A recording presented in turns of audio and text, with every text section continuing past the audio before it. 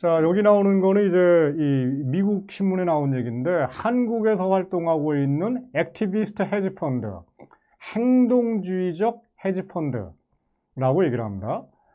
행동주의라는 건 이제 뭐 어떤 의미냐면은 그냥 가만히 앉아서 당하진 않겠다. 내가 적극적으로 행동해가지고 이 본때를 보여주겠다라는 식으로 행동하는 이 펀드들이고, 이게 바로 아이칸이라든가 엘리엇 같은 펀드들이고, 우리나라에서는 엘리엇이라든가 아이칸 같은 이런 헤지 펀드들, 행동주의 펀드를 이 경제 민주화를 이끄는 리더다라고 칭송하는 어처구니 없는 일들이 벌어지고 있다는 거죠. 제가 지금 강의하고 있는 게 바로 이 피케티 강의인데요. 만약에 우리나라에서 진행되는 이런 논의가 프랑스라든가 유럽에서 가령 피케티가 이런 얘기를 듣는다면은 참 황당하게 아마 들을 겁니다. 엘리엇이라든가 아이칸 같은 이런 기업 사냥꾼, 미국 경우에는 완전 미국의 월가의 그 이 늑대들이고, 그리고 공화당을 지원하는 이 뉴라이트 핵심들인데, 이런 투자자들이 한국에서는 경제민주화 내지는 진보 세력의 일원으로 대접받는 것 자체가 미국이라든가 유럽에서는 아주 황당하다는 거죠. 근데 아무튼 간에 이제 돌아가자면은 한국에서 활동하는 헤지펀드들이 쭉 여기 지금 소개가 되어 있습니다. 이미 1999년부터 시작이 됐고요. 1999년이 왜 중요하냐면은 1998년도부터 우리나라에서 증권거래법이라든가 뭐 자본 여러 가지 법률들이 바뀌면서 IMF가 요구하기도 했고, 그 다음에 그 당시에 김대중 정부가 대폭적으로 이른바 시장개혁 내지는 구조개혁의 이름으로 우리나라의 이 여러 가지를 다 바꿔버렸는데, 이 바꾼 그 방향 중에 하나가 바로 적대적 기업 사냥을 활발하게 만드는 방향이었고, 그러니까 바로 1999년부터 이 액티비스트 헤지펀드가 한국에서 활동을 하기 시작하는 겁니다. 그래서 2003년도에는 이 소버린이라는 그 펀드가 들어와서 SK그룹을 공략을 했고요. 그 다음에 2006년도에 칼 아이칸, 지난 시간에 봤죠. 그리고 2015년, 지금부터 7년 전에 엘리엇이 들어왔고요. 그리고 2018년에는 이 현대그룹을 공격을 했고, 그리고 2018년쯤에 이제 빠져나갔죠. 하지만 끝난 건 아닙니다. 자, 이거랑 연관되는 펀드가 있습니다. 바로 장하성 펀드입니다. 장하성 교수가 누군지 다들 아시겠죠? 문재인 정부, 그러니까 2017년에 출범한 이 문재인 정부의 초대 정책실장으로서 문재인 정부의 경제정책 전체를 총괄했던 분입니다. 이분이 2006년도에 장하성 펀드라는 별칭으로 불린 펀드를 운영하십니다. 장하성 펀드는 장하성 교수 혼자 개인이 만든 게 아닙니다.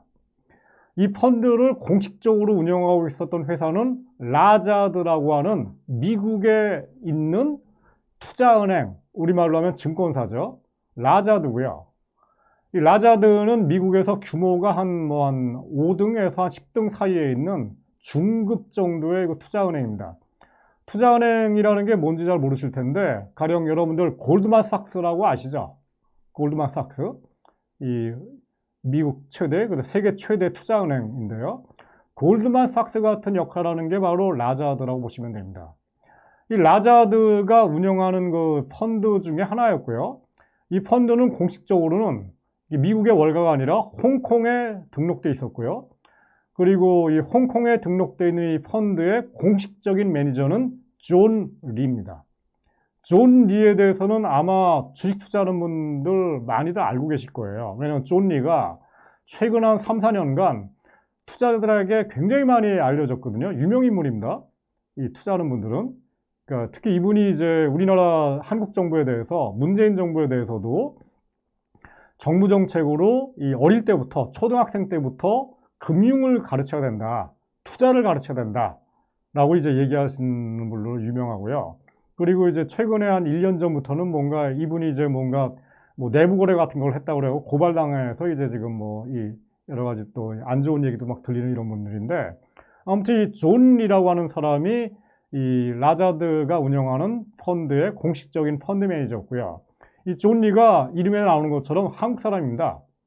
뭐 한 50년대 후반 출생된 분이고, 제가 알기로 연세대학교 경영대 출신이고, 하지만 20대 중반에 미국에 가가지고 그때부터, 그러니까 한 40년 전부터 미국의 월가에서 활동하면서 여러 가지 펀드를 운영하시는 이런 분들이고, 따라 당연히 이제 한국에 대해서 잘 아시니까 이분이 이제 이 장하성 펀드라는 이 펀드의 공식적인 매니저였고, 하지만 이분이 이제 미국에서 살던 분이니까 한국을 잘 모르거든요.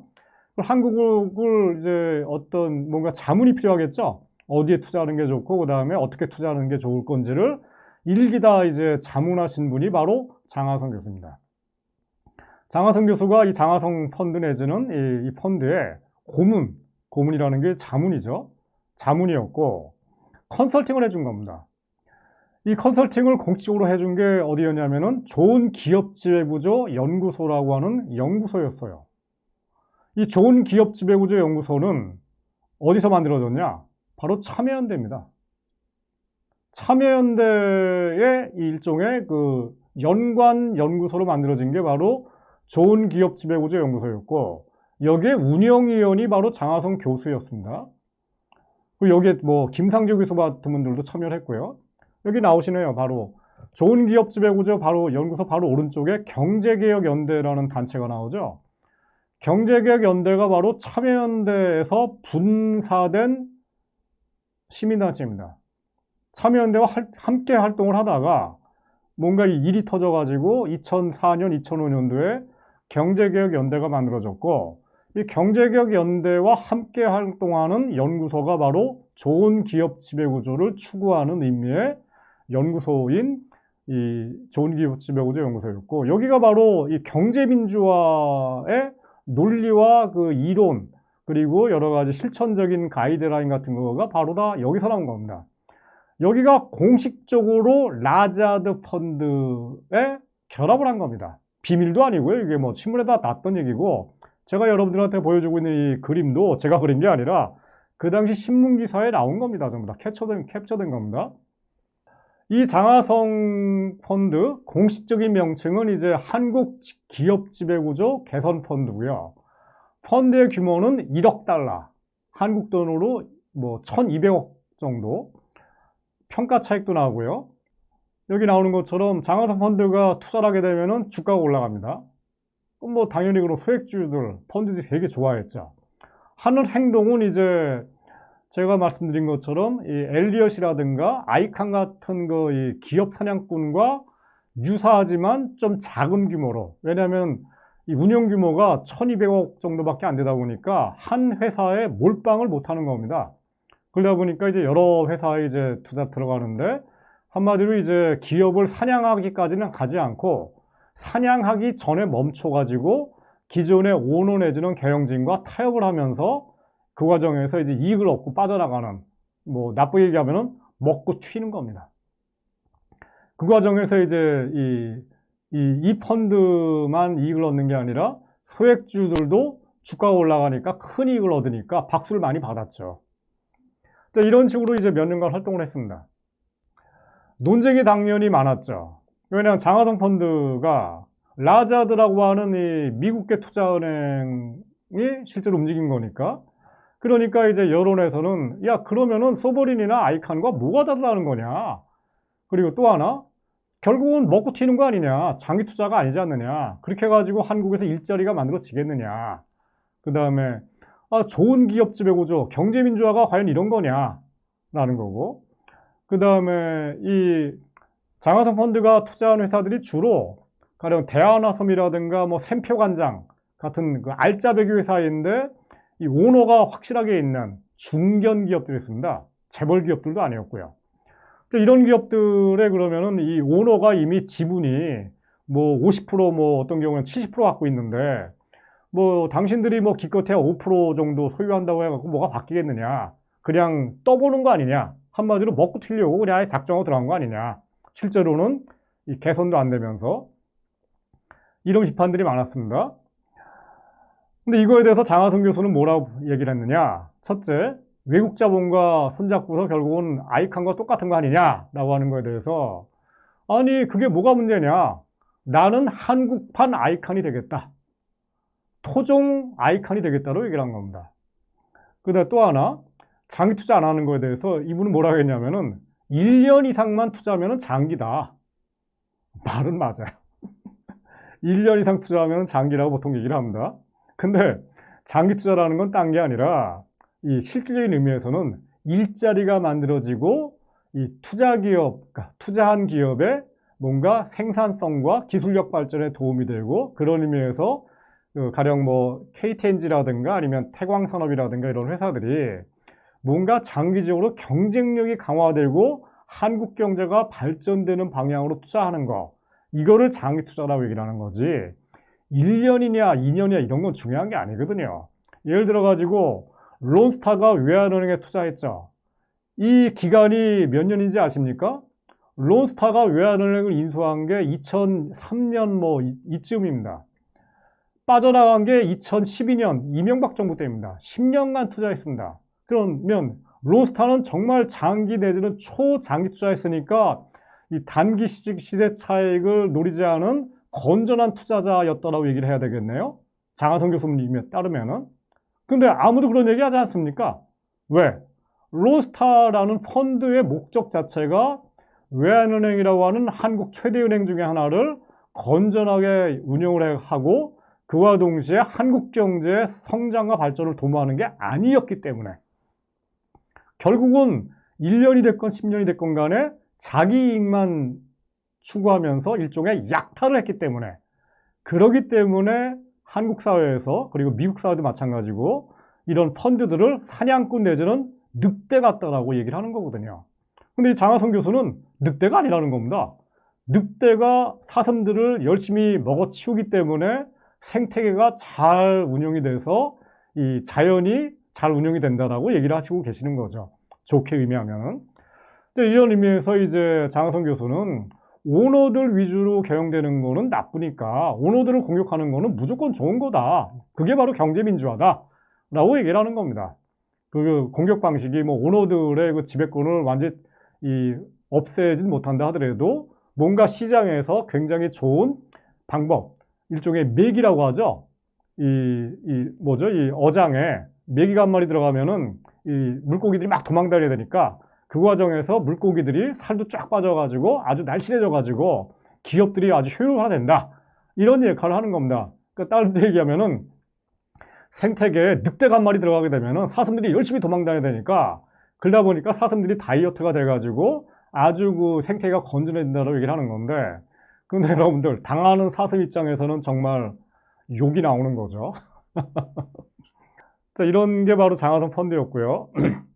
다시 보시는 것처럼 우리나라에서 행동주의 헤지펀드가 뭐 하루 이틀 된 게 아니고요. 2006년도에 장하성 펀드가 활동을 했고요. 자, 이거랑 연관돼 가지고 제가 소액주주 운동을 좀 이야기를 드릴게요. 왜냐하면 장하성 교수가 우리나라에서 유명해지기 시작한 시점이 바로 1998년도거든요.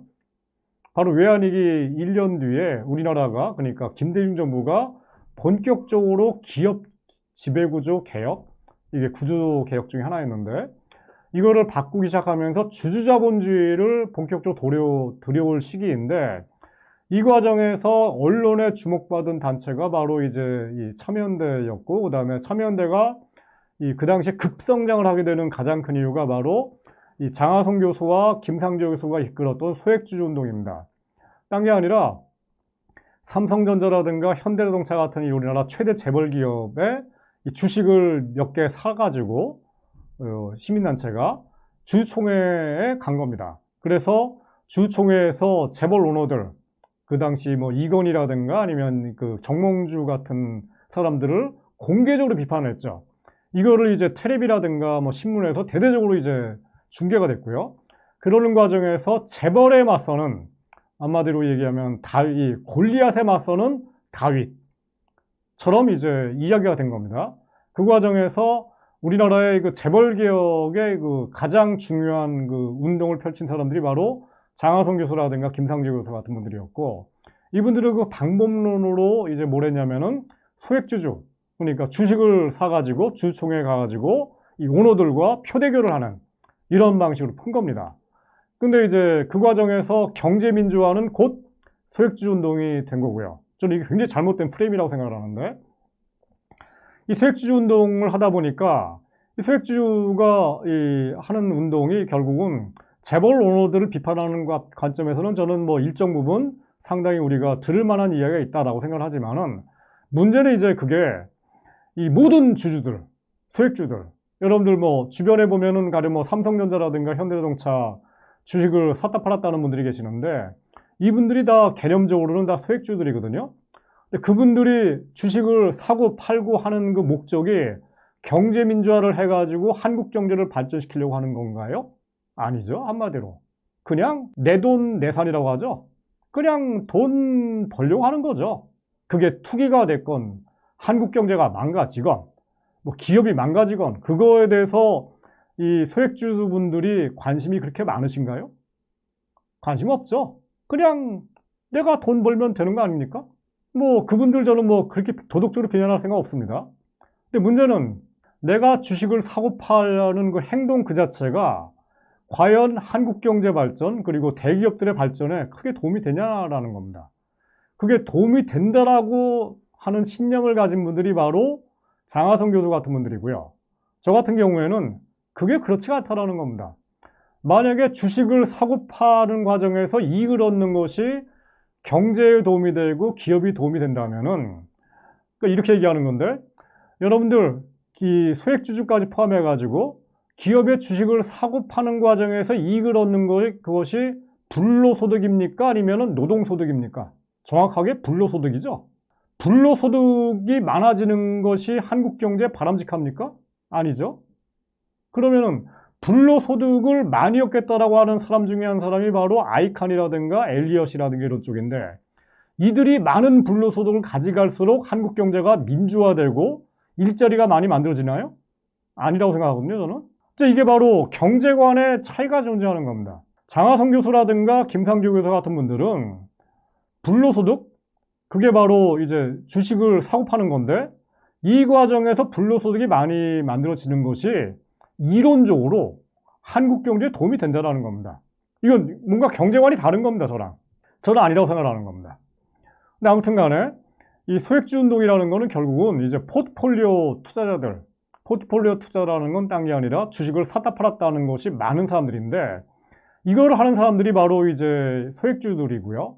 그 소액주주에는 그런 관점에서 이 개미들도 있지만은 펀드들도 있는 겁니다. 근데 이 개미와 펀드들은 기업 사냥이 시작되는 순간 환호성을 부르게 마련입니다. 당연하죠. 주가가 올라가니까. 자, 그러면은 결국은 개미 투자자 내지는 소액주주 운동은 적대적 기업 사냥과 긴밀하게 결합되는 것이 바로 당연한 거죠. 그리고 이것이 결합될수록 이 뭔가 기업의 발전 그리고 경제 발전에 도움이 된다라고 하는 사상과 이론이 있습니다. 이거를 만들어낸 그 사상가들이 바로 미국의 시카고 학파입니다. 바로. 그걸 가지고서 노벨 경제학상들도 받고 있는 거고요. 근데 한국에서는 이런 이론과 사상을 가진 사람들이 경제민주화의 이름으로 등장을 하고 있는 거고요. 이러다 보니까 한국 경제에서 재벌개혁은 해야 되겠는데 이 개혁의 방법으로 소액주 운동을 하다 보니까 투기꾼들을 옹호하는 뭔가 앞뒤가 안 맞는 이런 일들이 지난 20년간 한 번도 아니고 여러 번 반복되고 있는 겁니다, 지금. 그러니까 저는 이게 이제, 저는 뭐 제가 얘기하는 게 어려운 얘기들도 아니거든요. 근데 이제 저처럼 얘기를 하는 순간, 정승일 또 재벌을 옹호하네. 역시 정승일과 장하준은 재벌 편이야. 라고 선입견을 가진 사람들이 지금도 많아요. 저는 그런 얘기 하려고 하는 게 아닙니다. 제가 지금 얘기하는 게 이상한 얘기 아니지 않습니까? 저는 우리나라가 특히 재벌개혁 문제에 관한 너무 흑백 논리, 재벌 편 아니면은 재벌을 반대하는 편. 저는 재벌들도 별로 안 좋아하고 소액주 운동도 다 안 좋아하거든요. 뭐 양쪽 제가 뭐 투자한 적도 없고 뭐 재벌 기업에 뭐 채용된 적도 없으니까 제가 목적으로 하는 바는 딴 게 아니라 일자리를 만들어야 되고 그리고 더더라 좋은 일자리를 만들어야 되고 한국 경제가 성장을 해가지고 선진국으로 발전해야 되는데 이 관점에서 누구의 편을 들 거냐라는 것보다는 뭘 해야 되는 거냐가 가장 중요하다는 겁니다. 자, 그래서 제가 좀 약간 장하성 펀드 얘기를 하다 보니까 약간 열을 냈는데요. 이 장하성 펀드라든가 아이칸이라든가 아니면 뭐 엘리엇 같은 펀드들이 들어올 때마다 한국 경제에서 굉장히 극심한 논쟁이 벌어집니다. 제가 얘기하고 싶은 거는 이 논쟁이 흑백 논리로 가지 않았으면 좋겠습니다. 기존에는 재벌 편이냐 아니면은 소액주의 편이냐, 이런 식의 논쟁이 벌어지는데 저는 재벌도 아니고 소액주도 답이 아니라고 생각합니다. 뭔가 제3의 답을 찾아야 된다고 생각합니다. 이 답이 뭔지는 제가 이미 말씀드렸습니다. 노동이사제, 공정한 노사관계, 이게 바로 지난 100년간 서구에서, 미국에서, 그리고 유럽에서 이야기되었던 진짜 경제민주화고요. 저는 이런 쪽의 논의로 프레임을 확 바꾸지 않는 이상 우리는 앞으로도 계속해서 딜레마에 빠질 거라고 생각합니다. 이번 강의는 이걸로 마치겠습니다.